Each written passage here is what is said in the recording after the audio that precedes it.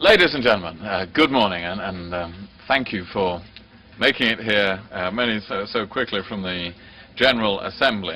And I'm extremely grateful to my co-hosts, Michelle Bachelet and Zainab Bangura, to the Nobel laureates, Leymah Gbowee and Jody Williams, representing the International Stop Rape in War campaign, and to Major General Patrick Cammaert, who commanded the UN force for the Eastern DRC, and to all of our distinguished guests here today.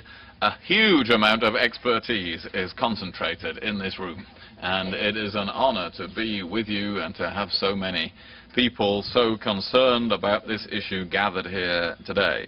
It's our purpose in gathering here this morning to ensure that preventing sexual and gender-based crime in conflict and post-conflict situations is an urgent priority for the international community.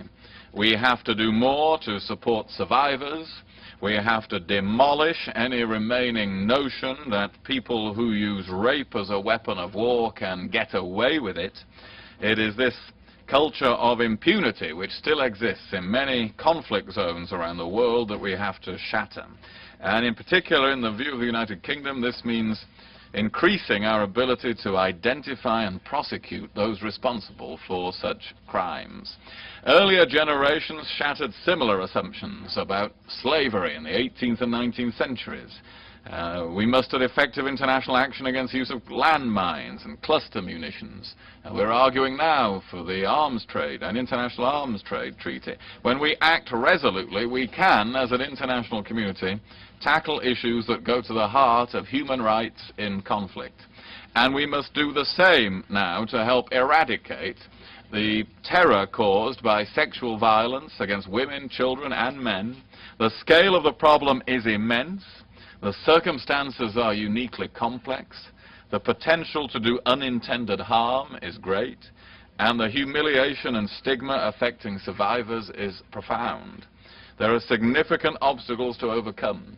But the good news is that we are building on strong foundations, and I pay tribute to the architects of UN Security Council resolutions 1325, 1820, and 1888, to the UN Secretary General and his special representative as well as her predecessor, to all those who have campaigned for many years to bring these issues to world attention, to the many dedicated people supporting survivors in conflict-affected countries, and to the judges and prosecutors of the International Criminal Court and the international tribunals, and for all they've done to define these crimes and to prosecute some of those responsible. Our government wants to reinforce all these existing efforts. We're convinced in the United Kingdom that we can do more to help without duplicating or trying to reinvent work already in hand. We can do it as a permanent member of the Security Council, a leading member of NATO, the European Union, and the Commonwealth, and as a nation with one of the most extensive international development programs in the world. In June, I announced we would set up a new UK team of experts devoted to the issue of preventing sexual violence. This team will have the skills and resources to enable it to be deployed into conflict areas in support of UN missions or on a bilateral basis to help gather evidence to support future prosecutions and to provide advice and support to reinforce local efforts. It will draw on the skills of doctors, lawyers, police, psychologists, forensic specialists, and experts in the care and protection of victims and witnesses. And it will significantly strengthen the specialist capabilities we're able to bring to bear on these issues. It will be ready to be deployed for the first time later this year. And because we want to increase our support for existing mechanisms as well as increase our own efforts, I'm announcing today that we will contribute £1 million this financial year to support the Office of the UN Secretary General's Special Representative on Sexual Violence in Conflict. And I encourage other countries to do the same. Pledges can be made today. They don't all have to be for £1 million, but they can be. We've also pledged to use the Foreign Minister's track of the UK presidency of the G8 in 2013 to seek specific new commitments from some of the world's most powerful nations to tackle this silent scourge of war. And I'm very grateful for the support we've received for this initiative from our friends and allies, and I'm also grateful to the many people and organizations who stepped forward with proposals and ideas to develop it. We're using the crucial months before our G8 presidency to work to build momentum around this initiative and to seek the advice, support and involvement of our friends and partners around the world. And that is the spirit in which I am co-hosting this event today, and that's why I'm so pleased to see all of you here. And I'd like to now hand over to Michelle Bachelet, who is going to in turn introduce the expert panel that we've brought here today. I'm delighted to be here with her, the Executive Director of UN Women. And so thank you very much, and I hand over to you, Michelle. Thank you, Minister Hague. Excellencies, ladies and gentlemen, colleagues and friends. Today, sexual violence in conflict is widespread and widely condemned. Some cases have been prosecuted, but the fact remains that women's bodies remain a battleground, and impunity remains a norm rather than exception.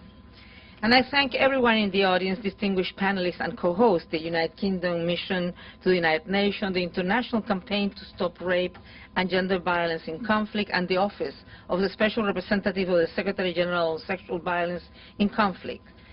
Thank you for all what you are doing and taking a stand to prevent sexual and gender-based crimes in conflict and to secure justice to survivors.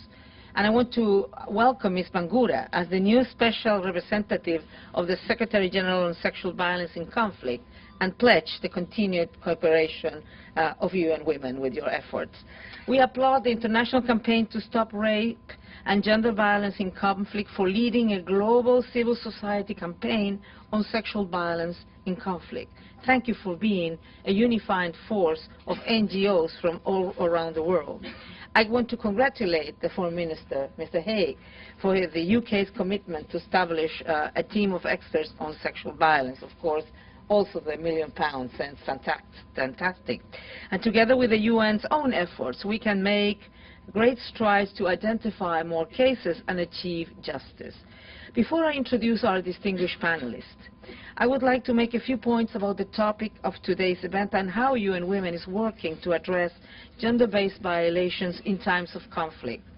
The experience of women during and after conflict continues to be one of violence and insecurity. As I can see it, there are three areas where we can and must take urgent action. First, it is crucial that we do not lose sight of the broader range of gender-based crimes that women are forced to endure. In conflict zones, women are disproportionately affected by sexual and gender-based violence, forced displacement, the destruction of civilian infrastructure, and rights violations. And the legacy of this violence endures long after a peace agreement is signed. Access to justice means more than punishing the perpetrators. Of course, it means punishing the perpetrators, but it needs to mean more than that. It means redress and reparations that enable women to recover losses, alleviate poverty, and promote women's long-term empowerment to become full and equal members of society. This means expanding women's participation in peace building and recovery. Post-conflict engagement provides an opportunity for women to ensure that peace agreements, new laws, and new constitutions do not reinforce the pre-existing status quo, and that they advance equality and justice. Second, we must address gender inequalities that women experience that make them more vulnerable to sexual and gender-based crimes during and after conflicts. For these efforts, we must support women's organizations to advance women's rights, women's political and economic empowerment, and transformative justice. And third, we must pool our efforts as an international community, as national governments, as civil society, and as individual actors. UN Women is proud to be part of UN action against sexual violence in conflict to prevent, address, and secure accountability for conflict-related sexual and gender-based crimes. UN Women has been working closely with the Department of Peacekeeping Operations on the first ever scenario-based training for military peacekeepers in prevention and response, and we are currently testing this training in major troop-contributing countries. Earlier this month, the first training took place in the Act on investigating cases of sexual and gender-based violence as international crimes. This initiative, a collaboration of UN Women, Justice, Rapid Response, and the Institute for International Criminal Investigations, will create the first dedicated roster of rapidly deployable experts to support the investigation and prosecution of these crimes, whether through international or national procedure. To summarize, we need to increase the role of women in peace and security, improve reparative justice, and cooperate at all levels to see that this justice is served. Today we are honored by the presence of 3 Nobel Peace laureates, 2 of whom will address us as co-chairs of the international campaign to stop rape and gender violence in conflict. Both Jody Williams and Leymah Gbowee are examples of the triumph of courage and activism against all odds, from adopting a global ban of landmines to organizing grassroots women to stopping a long civil war. And they are joined in this panel by General Patrick Cammaert, who has led many UN missions and is a tireless advocate for women and the right to live free of violence and discrimination. I thank you all for your participation. I commend you for your work for gender equality, justice, and the prevention of all forms of sexual violence. And now, I would like to hand the floor to Leymah Gbowee. Thank you. Thank you, Ambassador. Thank you, Ms. Bachelet. Distinguished ladies and gentlemen, it's truly an honor to be here. This morning, a lot of people who know me to be very energetic say you look very tired. And I think the tired look that I have is from the depression of trying to spend the night to think through the whole issue of sexual violence and rape. From my young age of 17, I've been listening to people talk about rape, living in communities where rape is a problem. I'm 40, and I still have to deal with this issue every day, even as I move around. General Patrick and I were just sharing joke that from 2008, every time we meet is to talk about the issue of rape. In 2008, when I met General Patrick Cammaert, I also met a very, how do I describe him, energetic general who is the typical impression of an African man, General Festus Okonkwo. And we were at this panel on rape and sexual violence, and everyone had their take. But I will use General Okonkwo's word to set the pace for our discussion this morning. General Okonkwo told us the story when he was force commander in Liberia. Early one morning, he woke up and they asked him to come and see a scene, a rape scene, rape and murder.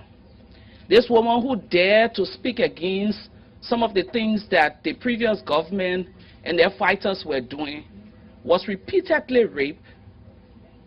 Her internal part, a tiny tree, was inserted in her and it came out of her mouth. Her 2 young children were killed. And he stood there and watched and took pictures of it and asked himself, any general in this world who think rape is not a military issue will not go home or has no intention of going home to a wife and children. Great strides have been made at the international level with all of the instruments and protocols on rape and gender violence in conflict. Where we see a huge gap is that these protocols and instruments are hanging in the air. And on the ground, even in post-conflict contexts, these things continue on a daily basis. There is a total disconnect, I'm sorry to say, from the millions that get on the table, from the experts that are deployed into communities, to the issue of rape survivors in communities. People talk about evidence gathering. If I ask everyone in this room this morning to explain to us about their last sexual encounter, people will be turning pink and blushing from embarrassment. But your last sexual encounter was a sexual encounter that was loving, consensual, and no one was forced. It was an agreement between 2 adults.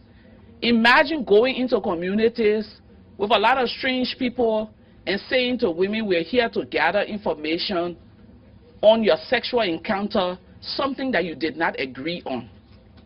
The power of grassroots community to work on this issue is something that must not be taken out of the equation, even as we talk rape and sexual violence.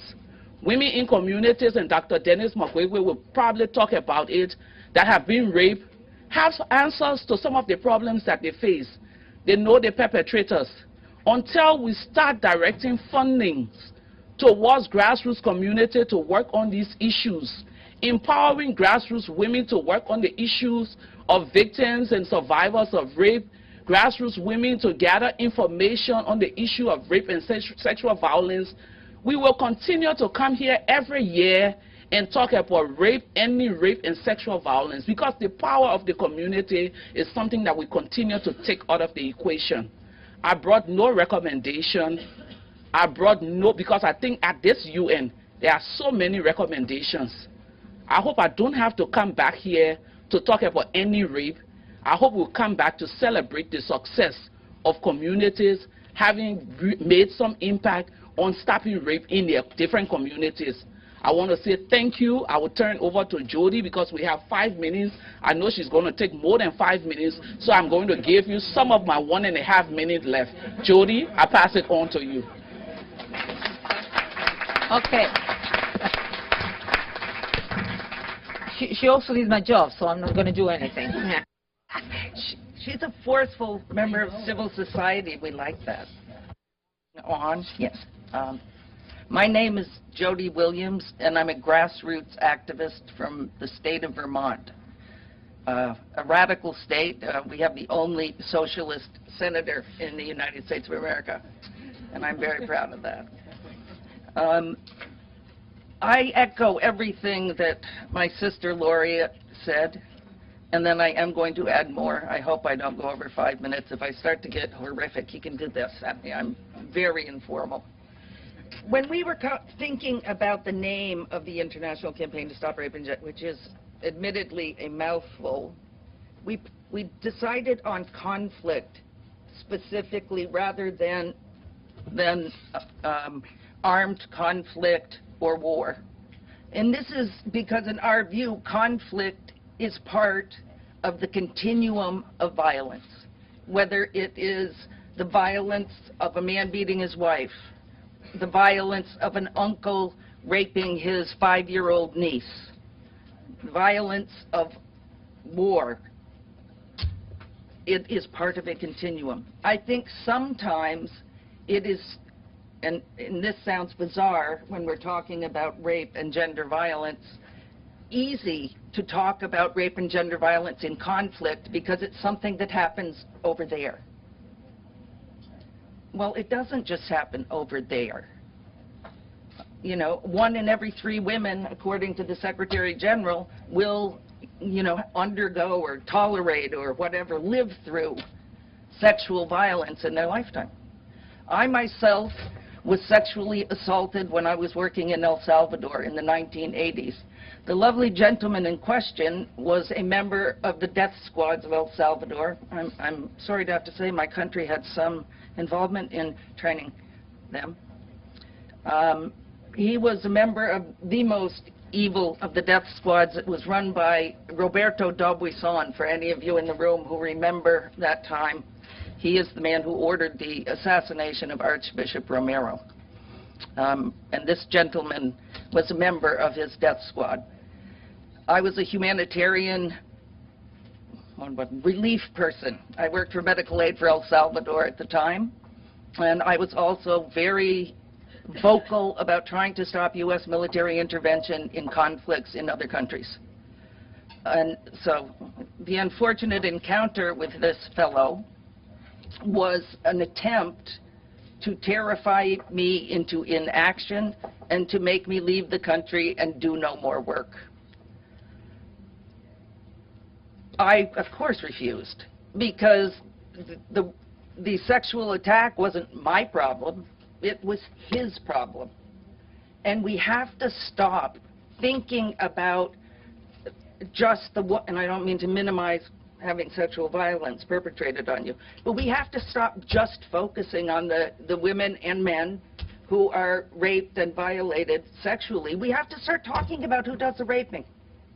It is incredibly uncomfortable for men to hear about rape in war, because unfortunately, people, it's the men who do the raping. And until we can talk about it openly and honestly, and just keep thinking about we're going to help those women over there, whether they're over there in eastern Burma, or they're over there in the DRC, or they're over there in Colombia, until we look at that it's part of the entire continuum of violence, and until men themselves stand up and say, I don't want you to look at me and think I am a rapist. I don't want you to look at me and think that I am capable of that. I'm standing with the women who have been raped.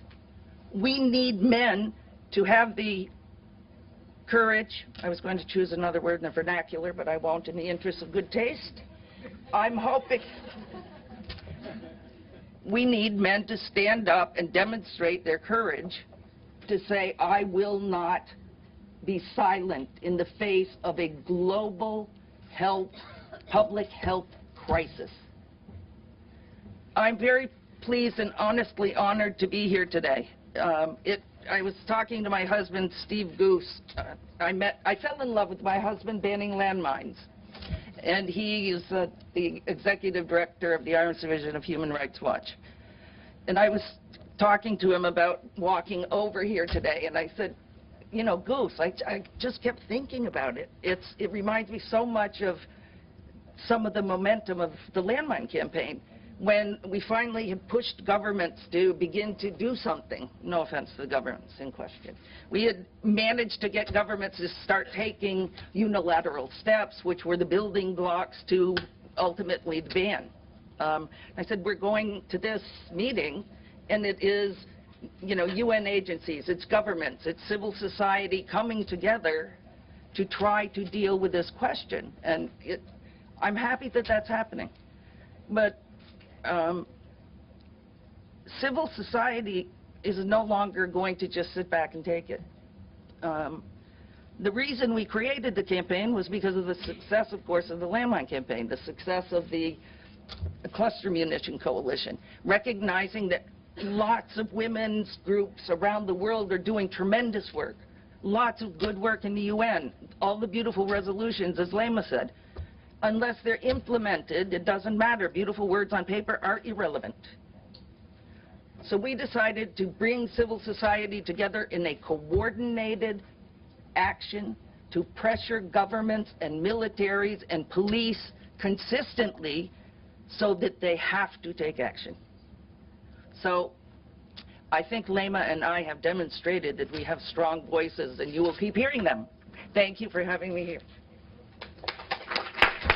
Thank you, Jody. It's very interesting. I mean, I think both of you have brought very important issues here. First, the role of the communities as part of the way we confront this. Second, both of you are saying we have done a lot, but it's not enough, and we need to look what else we have to do in a common way. The third is, of course, we'll be there. We are persistent, we are resilient, and we'll continue making our voices heard. But the final thing I want to mention, because I've heard it from the judges of many of the international tribunals, is how difficult it was much easier for a soldier, being irregular or in the regular forces, to recognize that he could have been killed, that could kill hundreds of people, than to even recognize that he had raped 1 or 30 or 50 or hundreds of women. And so the thing you have talking, we have to talk about this. You have to be facing it. It's very important. But probably on this, General Cammaert, who has had so long experience also on the ground, is going to be also giving us a lot of things, food for thought. Thank you very much for giving me the opportunity to speak here. And I feel humble in the presence of two of those courageous women who spoke before me. My name is Patrick Cammaert, and I have focused on the issue of sexual violence since 2005, when I retired after 39 years in service many of which I operated in conflict zones. I've witnessed, when I served in the Democratic Republic of Congo, that violence directed at women, girls and boys can be a particularly potent tool of war, and that there is more we can do to address this. Much has been achieved since the conference at Wilton Park in 2008, which many of you attended, on the role and responsibility of military peacekeepers in preventing widespread and systematic sexual violence in conflict and recovery situations. The international recognition of sexual violence as a tactic of war and a direct threat to international peace and security through the adoption of Security Council Resolution 1820 was an important milestone. The adoption of Resolution 1808 was another important step ahead.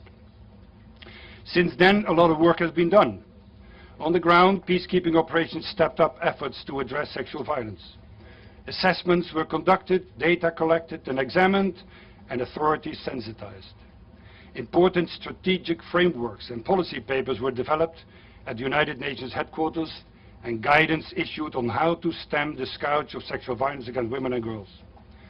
An inventory of best practices and scenario training on sexual violence for UN peacekeepers for the strategic, operational, and tactical level is available. All these efforts withstanding, the situation of women and girls in conflict zones remains an issue of deep concern. Policies are important, but policies alone do not save lives. Their implementation remains an issue. During visits to several missions and peacekeeping training centers the last few years, I have observed that many peacekeeping operations are still grappling with this challenge. More needs to be done to help them being more effective in preventing sexual violence and save more lives rather than reacting after atrocities have taken place. Ladies and gentlemen, let me make 4 recommendations on how to narrow the gap between policy and effective implementation. First, enhanced preparedness and training of peacekeepers. The quality of the troops on the ground and willingness of their commanders to take action are critical for the effective protection of civilians under imminent threat, including from sexual violence. There are still too many troops and commanders who are being deployed without the necessary preparedness or training to ensure effective implementation of their mandated tasks under Chapter 7 of the Charter. Many peacekeepers fail to protect civilians because they do not know how to do their job. Improving the pre-deployment training of troop and police contingents would be a real game changer. They should be properly briefed and scenario trained on mandate, rules of engagement and the use of force to be successful in addressing or responding to very difficult situations, in particular on sexual violence. However, many of the troop and police contributing countries lack the means to do so, and they need our help. Second, more female military and police personnel. Many times it is difficult for victims of sexual violence to trust men in uniform, even if they are wearing a blue beret. We need more specialized female peacekeepers, both military and police, to enhance our response to sexual violence in the areas where peacekeeping operations are deployed. Many of you have this expertise and capacity in your national security forces. You could make a difference by deploying some of these female officers to UN peacekeeping operations. Third, the mobility of the troops. The mobility of the troops remains critical to enhance prevention of sexual violence and to respond quickly to calls for help. UN peacekeepers operate in vast areas and many locations are not readily accessible by road. Air mobility is a critical tool. This was recognized by the C-34 in their report last year. Unfortunately, at some instances, the lack of military air assets prevented peacekeepers from responding to threats or atrocities in a timely manner. Troop contributing countries who are reluctant to deploy infantry units but have military utility helicopters in their armed forces could make them available for UN peacekeeping. Western countries in particular could change that. And finally, leadership. Leadership remains key to effective implementation of any mandate. Any mandate is as strong as the will of the leadership and the capitals of troop-contributing countries to implement it. We need more competent, experienced, decisive and courageous military and civilian leaders to ensure effective mandate implementation. In 2008 in Wilton Park, I recommended in my presentation that force commanders and SRSGs should get a mentor to prepare them and accompany them during the beginning of their mission. Recently, the military advisor in DPKO introduced a week-long intensive orientation course for force commanders. A similar mechanism should be introduced for new appointed SRSGs. Let me conclude by stressing that prevention is possible. Concrete actions on the ground, such as firewood patrols in Darfur, escorting women to fetch water in South Sudan, market patrols in the DRC, have been able to increase women's freedom of movement and cut the number of rapes. In Liberia, the presence of female police had improved reporting and response to sexual violence. The United Nations can do more and can do better with the means at their disposal on the ground. Ultimately, however, we have to create conditions where armed groups see sexual violence as a liability rather than a tool in the struggle for power by ending impunity. We have to raise the cost of committing atrocities to the point where they harm perpetrators even more than the victims. Thank you.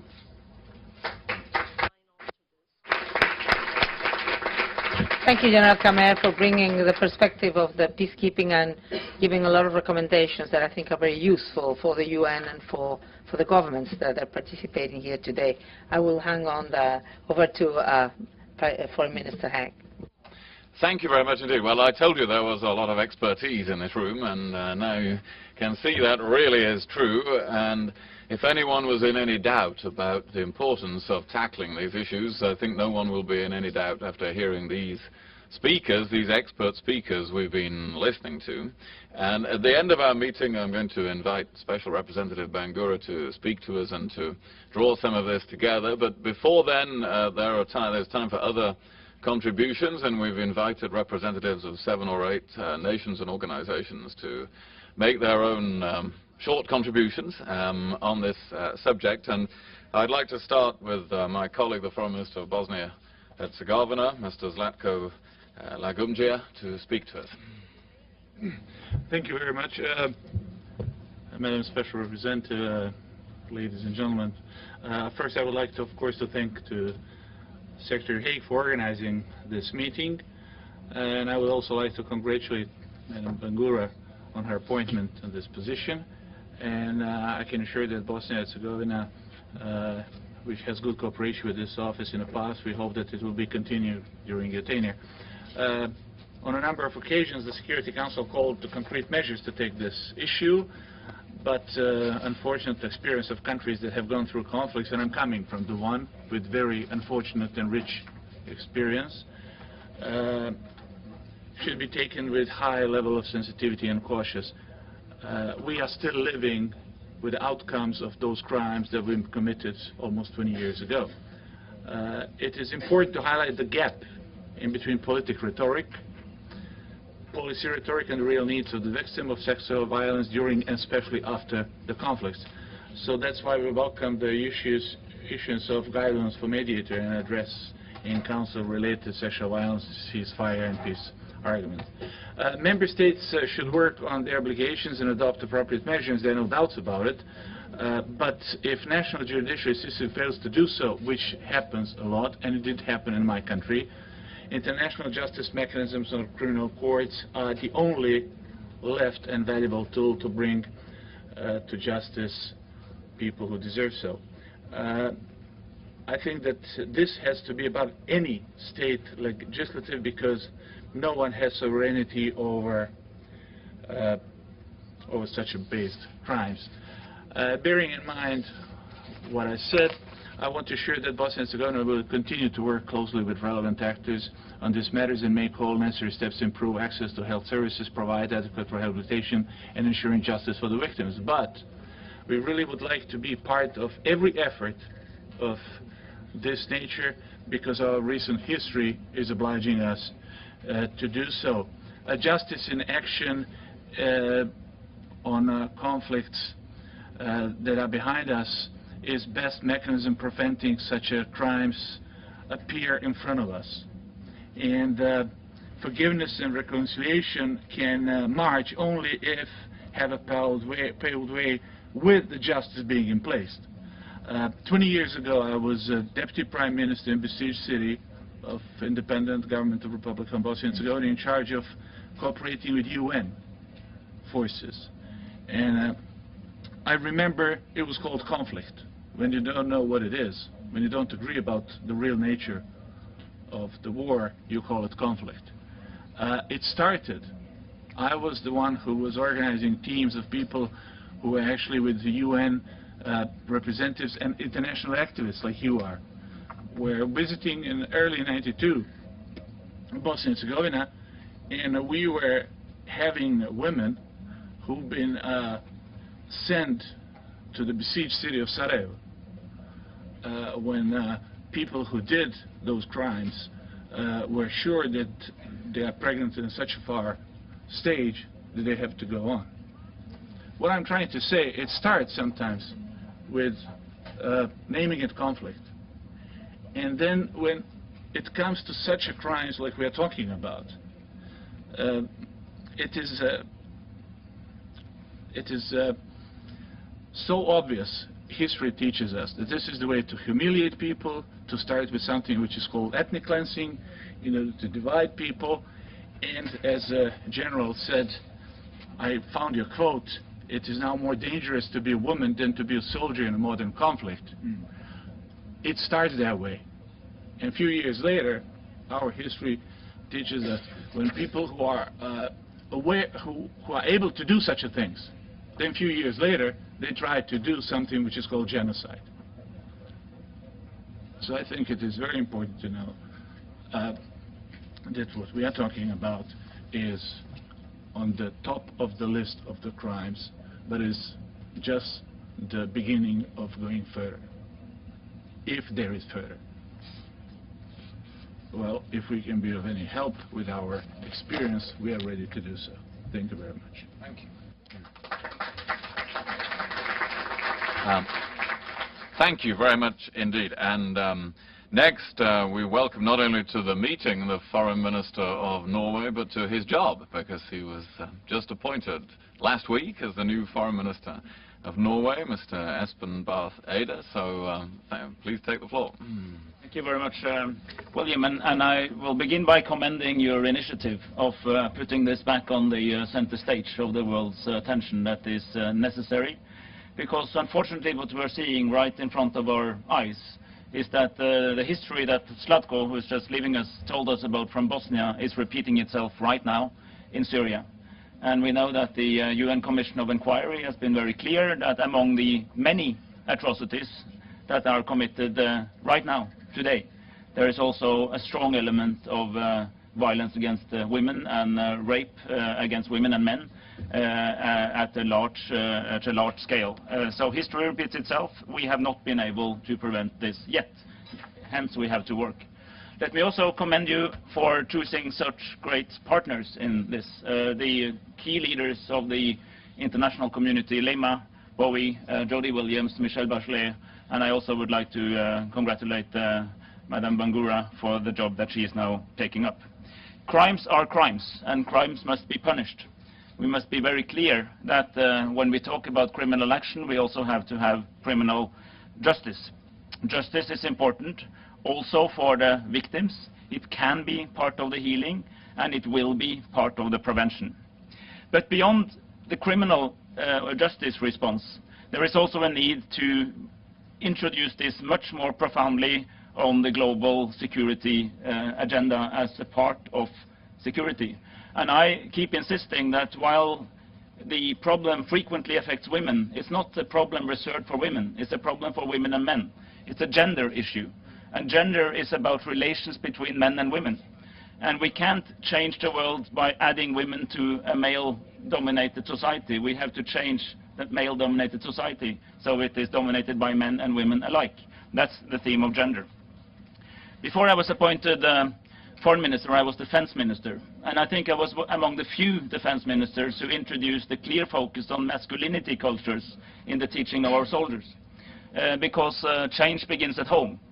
I don't think we've been particularly present in some of the most important atrocities, but we all have to do our part in raising the attention, and I encourage everyone to do the same or tell their defense minister colleagues to work on that issue. You have to work with soldiers, you have to work with police, you have to work with civilians, because the problem also occurs in international civilian contribution to international operations. And we have to be clear that while we want to help, it is always a state responsibility to protect. That is true for my country, and it's true for the DRC, and it's true for Syria. Every country has a responsibility.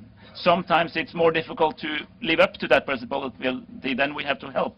But you are never exempt from the responsibility to protect your citizens regardless of gender.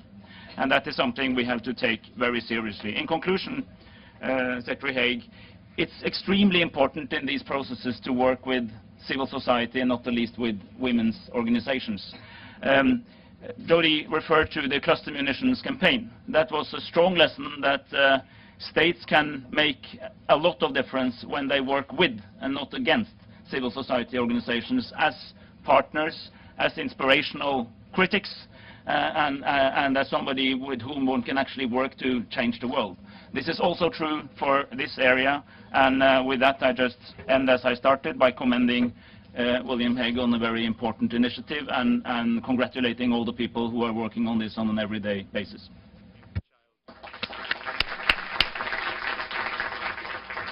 Thank you very much. And next we'll move over to our colleague from Canada, the Development Minister of Canada, Mr. Fantino. Thank you, Mr. Secretary, and good afternoon. I guess it's good morning, actually. Everyone, I'm very pleased to be here at this very important event, as Canada has long been active in the global effort to prevent conflict-related sexual violence. I'm also pleased to note the impressive range of leaders, ministers, and policymakers at this particular event, which is an indication in itself of the importance of the issue. And I'd like to thank the co-hosts and commend Foreign Secretary Hague in particular for this initiative on the prevention of sexual violence. Yesterday, Foreign Secretary Hague, I believe you had an occasion to speak with our Foreign Minister, John Baird, and discuss this issue and the ways Canada and the UK could collaborate with the UN and other like-minded states to move initiatives forward, and we are committed. In my view, and as someone with some 40 years in law enforcement, each of us has a moral responsibility to take tough action against practices like rape as a weapon of war, and of course the trafficking of women and children for sexual purposes. I also welcome the participation of Michelle Bachelet and the Executive Director of UN Women and Zainab Bangura, the Secretary General's Special Representative for Sexual Violence and Conflict. Thank you very much for your participation. The Canadian government is committed to addressing the problem of violence against women and girls, both at home and around the world. And I know that our Minister of Foreign Affairs has made this a personal priority. And as a former police chief, I have seen firsthand how we have strengthened capacity in Canada and internationally, if you will, of our law enforcement community, the judiciary, and women themselves to address these very significant crimes. As Canadians, we are also concerned about violence against women beyond our borders. Violence against women and girls affect all of us. Regardless of where we live, it destroys lives and weakens the fabric of our society. It takes a heavy toll on our families, our communities, and our economies. Yet when women play an active role in society, so many other things we hope to achieve become possible, including peace and security, opportunities for development, and improvements in our collective well-being. Conflict hurts women and girls disproportionately. They are targets of rape as a weapon of war. They're abducted by armed groups like the Lord's Revolutionary Army. They're displaced from their homes and countries in disproportionate numbers, and after war ends, they're excluded from peace processes. I must also say that recent developments in Afghanistan have been personally troubling for me and our country. I'm concerned that the rights of women and girls may be backsliding. We must remember the commitment we made to the people of Afghanistan and not lose sight of the innocent women and children who are so affected. Canada's 10-year commitment and the loss of 158 of our soldiers and 1 civilian public servant, I believe, gives Canada a legitimate voice to express our continued concerns about the plight of women and girls, especially in that particular country. 2 years ago, we adopted the National Action Plan on Women, Peace and Security. We worked to establish international rosters to assist in investigations and prosecutions of sexual violence. And we've supported lawyers, counselors, and women victims of violence in Colombia, Syria, Darfur, Eastern Democratic Republic of Congo, Libya, and Afghanistan. And Canada is not alone. The international community is unanimous in the condemnation of sexual violence. National governments and all of us here today have a role to play. The United Nations and its member states have affirmed that women's rights are human rights. And by respecting these rights, by eliminating not only sexual violence, but all forms of violence against women, our societies will be stronger. We must renew our collective efforts, and Canada and Canadians will do our part. Thank you. Thank you very much indeed. And next I'll call upon our colleague from Australia, Deputy Foreign Minister Richard Marles.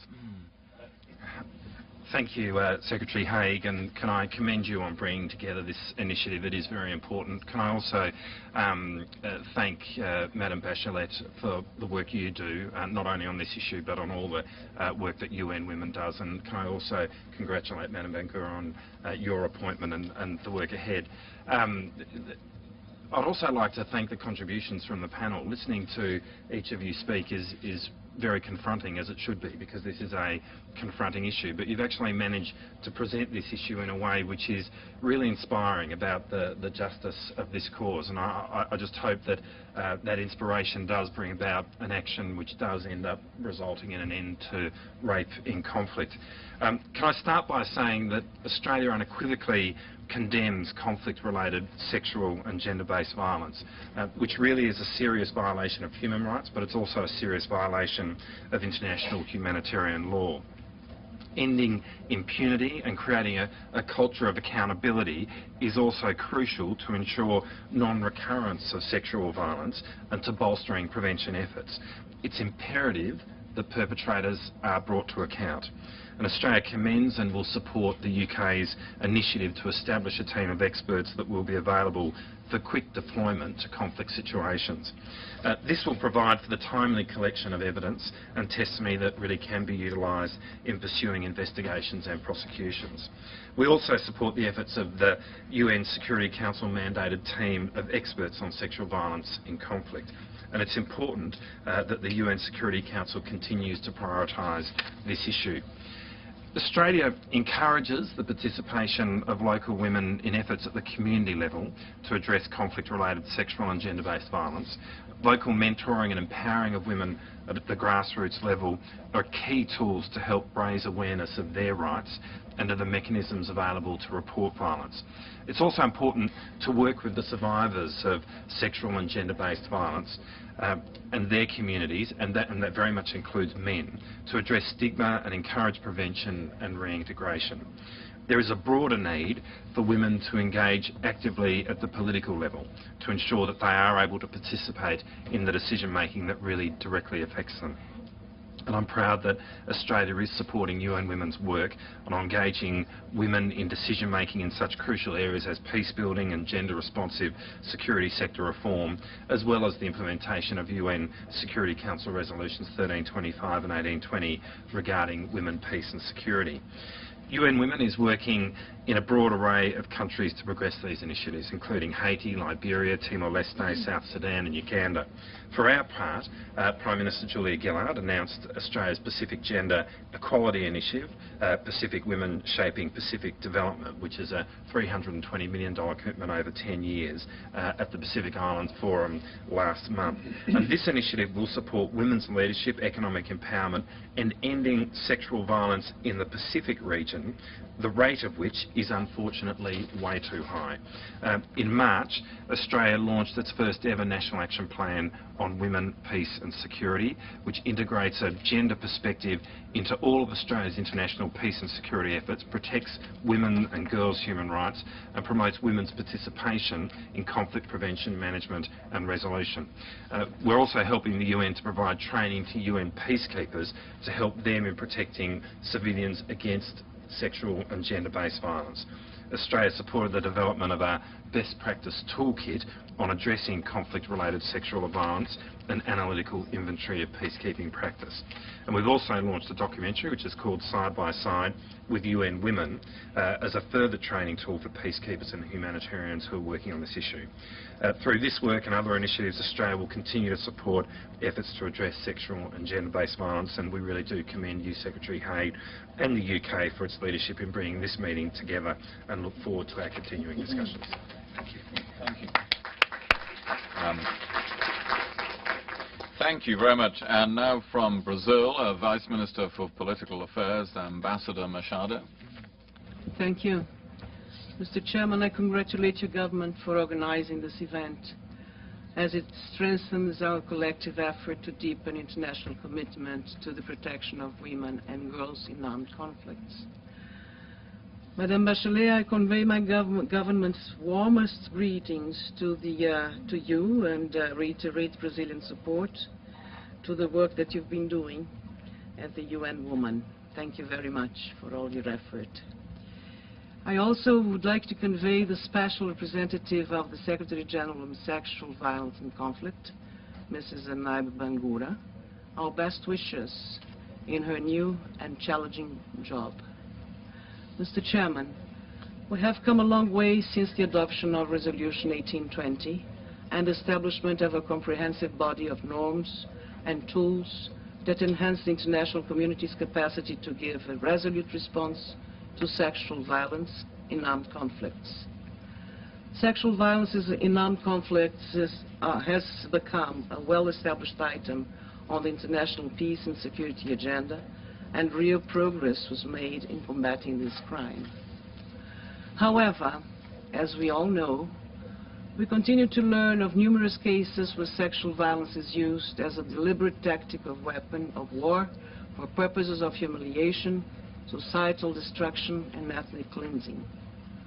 Effectively addressing the many remaining challenges in this area requires a truly comprehensive approach, one that combines security, accountability, and reparation and prevention. Accountability and reparation are key, not only as a measure of justice for individual victims, but also as a step towards collective reconciliation.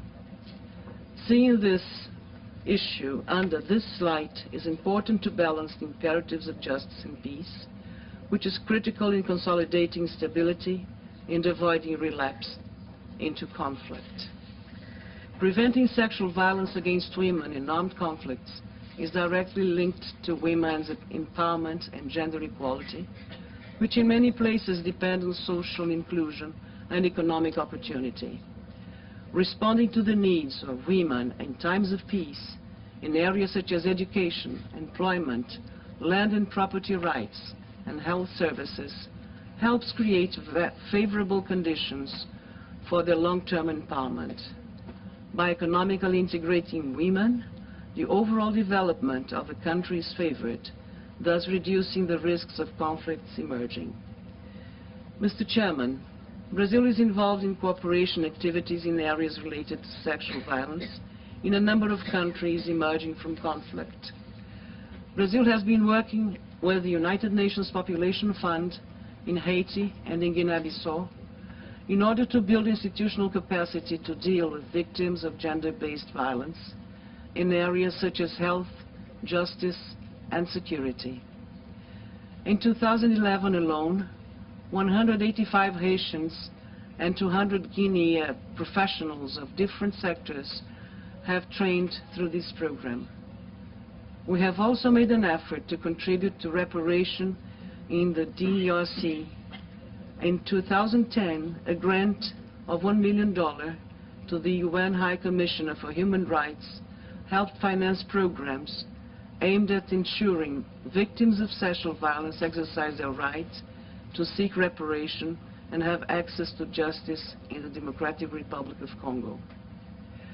The signing last December of a letter of intent between the Brazilian Ministry of Defense and the UN Women is also would help that will provide give basis for future measures and strategies designed to prevent sexual violence in armed conflicts.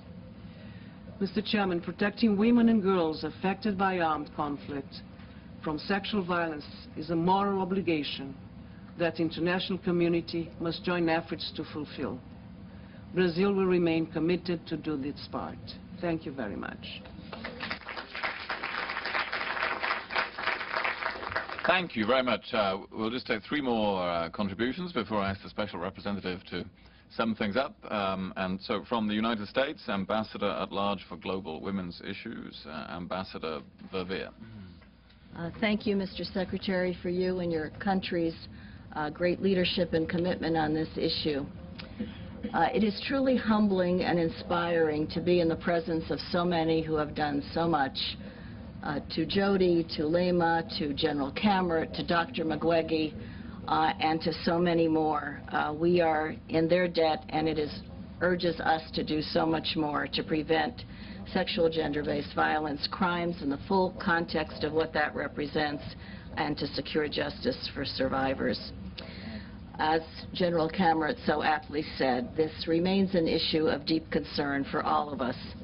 I want to applaud the work of Undersecretary Bachelet and to UN Women for what it does every day, and in addition for what you do to strengthen access to justice for women, certainly in this context, and to commend the campaign for its vital efforts to push this issue to the top of the global agenda where it belongs. We too join in congratulating Ms. Bangura on her appointment as SRSG. It was 3 years ago, after her trip to the Eastern DRC, that Secretary Clinton spoke in the Security Council about the urgency of this issue, as well as the need to adopt Security Council Resolution 1888, which we introduced, and called to identify specific steps that the UN and member states could take to respond to sexual gender-based violence in conflict, as well as to call on the Secretary General to appoint a special rep to lead, coordinate, advocate for efforts to end this terrible crime. And so we commend you, Ms. Bangura, and we offer our continued support for the extraordinarily important mission that you have. I am joined here today by the United States Ambassador for Global Criminal Justice, Stephen Rapp, who is leading our efforts to support the development of effective accountability and transitional justice mechanisms to ensure the prevention of and response to mass atrocities, including justice for victims of sexual violence and in conflict. And in the spirit of this General Assembly's focus on the rule of law, I would like to note that the United States continues to support initiatives that respond to the needs of survivors of sexual violence in conflicts, from funding mobile courts. We know it is absolutely critical to punish the criminals, to sustain support for documentation and evidence collection, and to the empowerment of civil society, particularly women and those women's organizations who are the agents of change on the front lines. It is at the grassroots that we must increasingly pay our attention as well. And it has been a privilege to collaborate with many in this room on these issues. In the last year, the United States launched a series of policies and initiatives to demonstrate our commitment to addressing sexual gender-based violence and conflict. Late last year, President Obama released the first ever U.S. National Action Plan on Women, Peace, and Security, which provides a comprehensive roadmap for us to accelerate our efforts across the United States government to advance women's participation in peacemaking, peacekeeping, and for the protection from gender-based violence. In April, the United States announced a comprehensive strategy to protect civilians and hold perpetrators of atrocities accountable and to support others to do the same. And just in August, we released the first ever U.S. strategy to prevent and respond to gender-based violence globally, which represents a multi-sector and whole-of-government approach, and it is in our implementation that we will be held to our commitment. But there is still, as we have all said, so very much work to be done. So in moving forward, let us work together to redouble our efforts.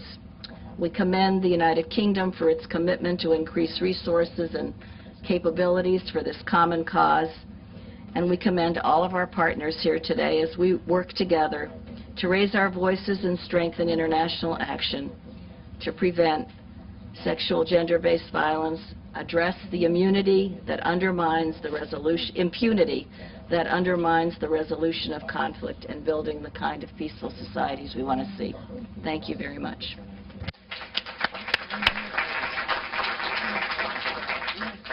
Thank you very much. We've just heard from 6 nations. There's a vital role for NGOs as well. A good example of that is Human Rights Watch, and I'd like to invite representative of Human Rights Watch, Liesl Gernholz, to take the floor. Thank you very much for the opportunity to address this meeting. Like many others around this table, I would also like to acknowledge the progress that the UN has made on the agenda to advance women's peace and security, including in respect of sexual violence in conflict. There is now a strategic framework in place and indicators to measure progress. As part of this, we as civil society welcome the new appointment of Madam Bangura as the Special Representative on Sexual Violence in Conflict. Some of us were able to meet with her on Friday, and we were heartened by her explicit commitment and willingness to work closely with civil society. I'd also like to commend the UK for their ongoing leadership and commitment to lead the Women, Peace and Security agenda at the UN, including at the Security Council, and we look forward to the enhanced opportunities that will be created by your new initiative. I would also like to thank and salute Jody for her courage in beginning to break some of the stigma that surrounds sexual violence. It is a critical part of the work that we do that will create openness and that will allow women and men to talk about what has happened to them. So we thank you, Jody, for your courage. 1325 was a watershed moment. It was the first political agreement that made women central to processes of peacemaking, planning humanitarian and peacekeeping operations, and rebuilding communities shattered by war and conflict. But as many people around this table have noted, there remains a huge gap between rhetoric and implementation. And we would urge member states, both those that are present at this table, but others who are not, to do much more to ensure that women are able to fully participate in all of these processes. Evidence collected by UN Women shows that women's participation remains ad hoc and is consistently low. I'd like to share some recent data with you. Of the 14 negotiation processes in 2011, only 4 negotiating party delegations included a female delegate.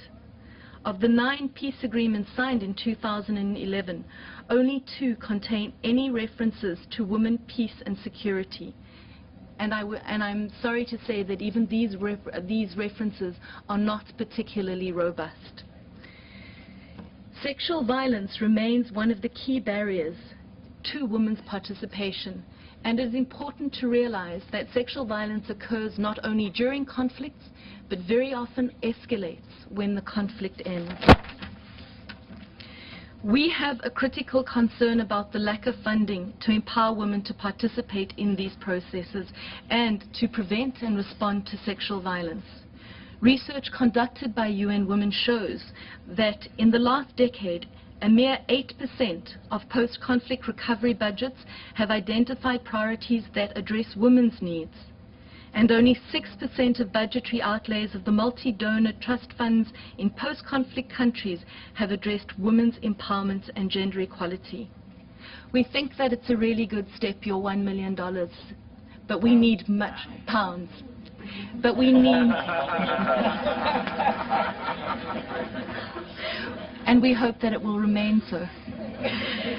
But we hope that member states will work to address these funding gaps and promote the full and equal participation of women in all of these processes.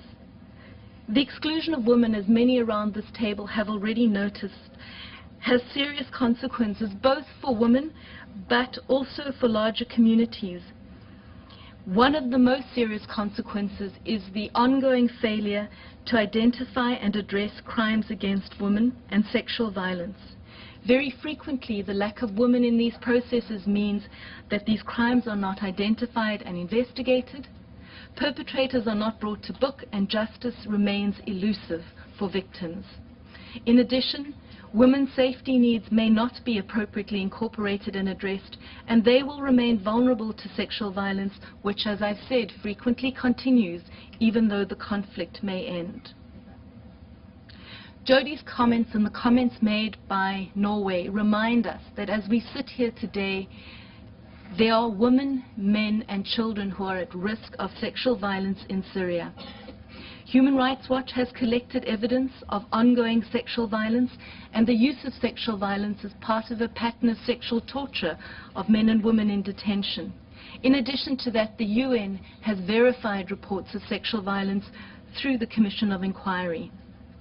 It is important that the international community come together as a matter of extreme urgency to address the safety needs of men, women, and children in Syria and protect them from sexual violence. In conclusion, I would like to remind, as we sit around this table, that as we have talked about sexual violence, we have appropriately focused on women. But it is important to realize that in both Syria and Libya, the first patterns of sexual violence that emerged were against men. Human Rights Watch, along with other groups, and in the Commission of Inquiry's report into Libya, identified that men were vulnerable and at risk of sexual violence. It is important in developing interventions to make sure that this group of victims too has access to services and justice. Thank you. Thank you. Thank you very much indeed. And before we conclude with it by hearing from the Special Representative, our final contribution around the table, but another very important one is from the Panzi Hospital, with a lot of direct experience of these issues, Dr. Mukwege. Excellences, Messieurs les ambassadeurs, Excellencies, Mesdames et Messieurs, ladies and gentlemen, j'aurais voulu commencer mon intervention par la formule habituelle. I would have liked to begin J'ai l'honneur et le privilège my de prendre speech. la parole devant vous. As is customary, I have the honor and Les privilege femmes to begin my victimes speech. de violences before you. sexuelles à l'est de la République démocratique du Congo However, sont dans le déshonneur. the J'ai women that constamment are sous mes yeux subject to sexual violence in the les Democratic regards Republic de of Congo vieillards, vagues, des enfants, are des mères in fact qui sont victims, and I déshonorées. see mothers and Aujourd'hui grandmothers and encore, women of all age who are plusieurs sont dishonored. soumises à l'esclavage sexuel, There are women d'autres who sont are utilisées comme une arme de subject to guerre, sexual slaves, leurs others are used organes as sont weapons in exposés war. au service le plus Their ignoble organs are et exposed souvent to the sans most accès ignoble aux soins. treatment, and often they have no access to Et cela treatment. dure depuis plus de 16 ans. And this has been 16 going ans on for more d'errance than 16 dans les years. intempéries, 16 ans de torture, 16 years of 16 ans de mutilation, of 16 ans de mutilation, destruction de la femme, of the la destruction seule of ressource women, vitale congolaise. which is the only 16 ans de vital déstructuration de Congolese toute resource une société. we have. It is the destruction of an Certes, entire society. vos États ont fait beaucoup d'efforts Yes, you have en made termes de traiter great les efforts conséquences to address et nous en the sommes consequences, très reconnaissants. and we are very grateful. J'aurais voulu dire aussi, j'ai l'honneur de faire I partie would also de la communauté like to say that I have the internationale honor to que vous be part of the représentez ici, international community that you represent mais je here, ne sais pas le dire. but I cannot Comment say le that. dire à vous, représentants de la How communauté can I say to you, internationale, representatives quand la of the communauté international internationale when a the fait preuve de international peur et de community manque de has courage shown fear pendant and ces lack of 16 ans courage en République during démocratique du these Congo? 16 years in the Democratic Republic of J'aurais Congo. bien voulu dire, I would j'ai l'honneur de very much représenter mon like to say pays, I have the honor to represent mais je my ne peux pas le country, dire. but I cannot En say effet, it. comment être fier Indeed, d'appartenir à une how can nation one sans défense, be proud of a livrée à elle-même, nation pillée de left toutes parts, et itself impuissante devant with plus de pillaging 500 000 everywhere, de ses filles violées with more pendant than 16 ans, 500,000 of its plus de girls 6 millions de morts raped, de ses fils et de ses filles pendant 16 ans, many dead sans qu'il n'y ait during these aucune 16 years, perspective de solution with durable. no prospect Non, for je n'ai ni a honneur, lasting solution. ni privilège. No, I have neither the honor J'ai un nor the cœur très privilege. lourd. Mon honneur, My heart is very heavy. c'est plutôt d'accompagner ces femmes My honor victimes is de more violences sexuelles, in très assisting the courageuses, women who have ces been femmes qui victims résistent, of sexual violence, ces these femmes women who qui are malgré tout, resisting, who elles have veulent everything, rester debout. who want to remain standing. Aujourd'hui, grâce au rapport des experts des Today, Nations Unies, thanks to au the mapping expert report report du of the commissaire, United du haut Nations, commissaire aux droits humains the report des of Nations the Unies High et Commissioner beaucoup of d'autres Human Rights rapports of the United crédibles, Nations and many other plus personne ne peut se credible cacher reports. derrière No one else l'argument de la can complexité hide de la behind crise. this Nous argument of the savons donc tous complexity of the désormais les crisis. motivations de cette We crise now know et the ses motivations différents for this acteurs. crisis and Ce the qui fait various défaut, c'est la actors within volonté it. politique. It is political will. Excellences, Messieurs les ambassadeurs, Excellencies, c'est en ambassadors, toute humilité que je dois dire, it is with on a besoin humility de that I courage must pour say that mettre we need fin à courage une crise qui n'a in fait que order trop to bring an durer. end 16 to a ans, crisis c'est trop. that has lasted too long. On n'a pas 16 besoin de years is plus too de long. preuves. We do not need On a any more besoin proof. d'une action. We need Une action. action urgente We pour need arrêter urgent les action responsables de ces crimes contre l'humanité to et stop les traduire these devant la crimes justice. against humanity Et la and to bring justice them n'est to pas justice. négociable. And justice is not On a negotiable. besoin de votre condamnation unanime We des need groupes your rebelles unanimous qui sont responsables condemnation of the rebel de groups ces actes. who are responsible On a besoin for également these acts. des actions concrètes We also à l'encontre need des concrete États membres des actions Nations Unies qui soutiennent de près ou de loin ces from the member barbaries. states Nous sommes devant une to urgence address these humanitaire barbaric acts. qui ne donne plus place à la tergiversation.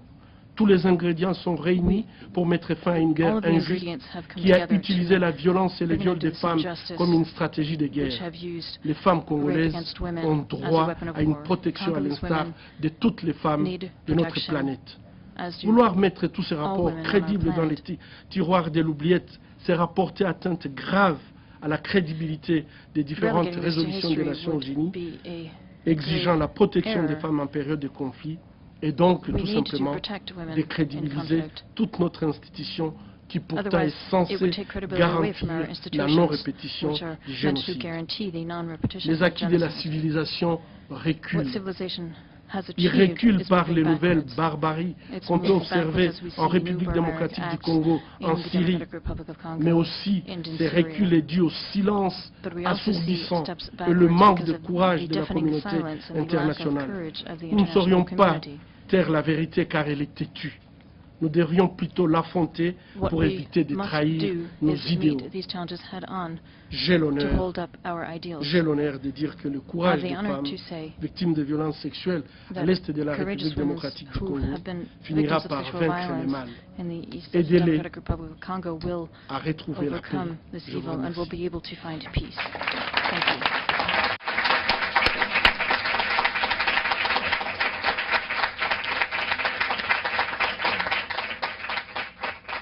Well, thank you very much to everybody who has contributed. Everybody has given a powerful and relevant statement on this issue, and it's a discussion which we now have the perfect person to respond to and sum up our proceedings, conclude our proceedings. A special representative who has received many congratulations and good wishes around the table. We're all looking forward to working with you on this issue and to really achieving something over the coming months and years. So, Special Representative Bangura, you have the floor. Thank you very much. Excellencies, colleagues, ladies and gentlemen, I firstly want to thank all of you for your congratulatory messages to me today for my appointment. I look forward to working with you all and to your continued support in the implementation of our mandates. Thank you for all of the strong commitments made today as member states. You lead the way that we hope others will follow. Secondly, I want us today to remember that it's a year anniversary since the death of Professor Wangari Maathai of Kenya. So I'm asking all of us today to have a silent, 1 minute silence, as a show of respect and gratitude for her work. Thank you very much.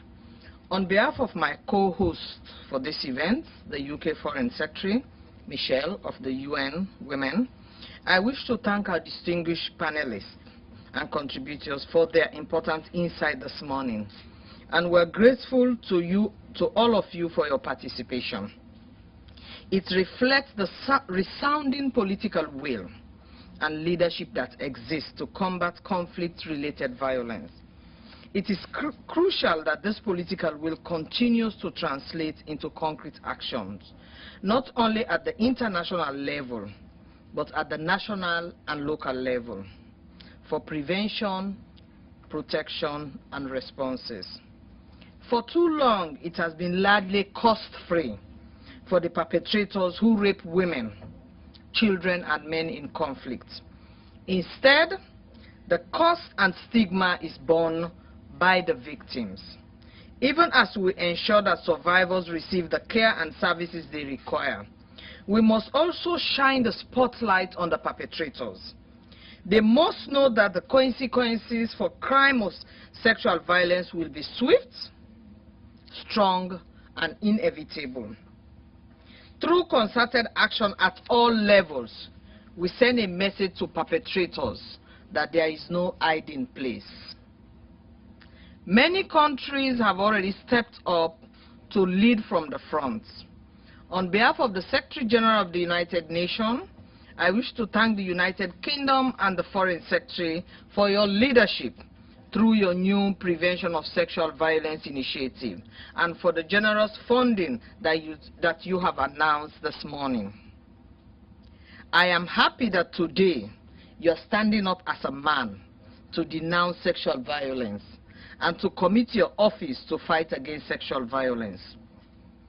I also wish to thank the government of the United States for your funding of the team of experts, as well as the consistent resources for my office, which includes your pledge made last week for additional funding. The United Nations maintains its commitment to deliver as one through the strategic and coordinated work of UN Action Against Sexual Violence and Conflict, a network of 13 UN entities which I chair. And in settings such as the DRC, Liberia, and Cote d'Ivoire, UN Action has supported a comprehensive system-wide response aligned behind national efforts. Indeed, this is an issue that belongs first and foremost to member states, who ultimately bear the primary and moral responsibility to protect their citizens.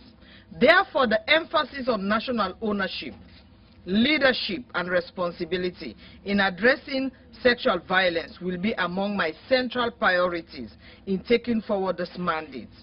This will ensure that we facilitate national, local, and community involvement and ownership as described by Leymah. We will continue to strengthen the role of the United Nations as a resource in support of national and local initiatives. Country-level support is one of the United Nations Action 3 core pillars of work, and already the United Nations team of experts composed of specialists from DPKO, OHCHR, and UNDP is supporting the effort of national authorities to strengthen the rule of law, to address sexual violence in a number of situations. Through the Stop Rape Now campaign, UN Action continues to raise global awareness and mobilize action. Together, we must insist that sexual violence in conflict is not inevitable, but that the consequences for the perpetrators are. This scourge can and must be eradicated. I thank you all.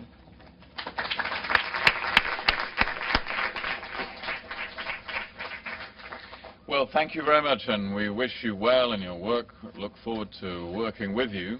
I'm very grateful to everybody in the room, to my co-chairs here, to the expert panelists who spoke so well and powerfully, to everybody else who has contributed, and to everybody who has shown their support for this work by coming to the meeting, to listen, to take notes, to report back to their organizations, and governments. We all go to a lot of meetings, particularly this week. We have to make sure this is not just any old meeting. This is part of real momentum and determination on this issue to make a huge difference in the coming months and indeed years, so that we will look back on it as an important moment. So thank you very much for all your contributions. In the United Kingdom, we're determined to carry this forward to success, and I'm delighted that there are so many others around the world